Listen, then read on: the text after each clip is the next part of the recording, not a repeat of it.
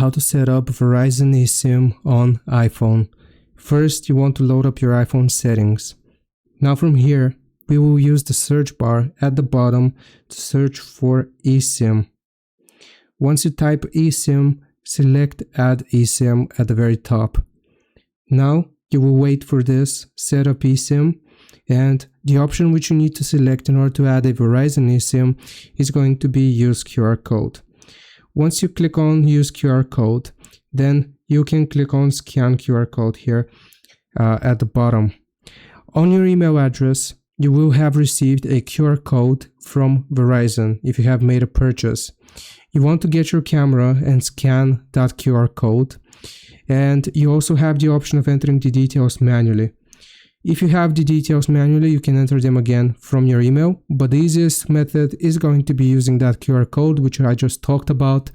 Scan it, open it up on your email from a PC, scan it using your camera, and it's going to initiate the setup for you automatically.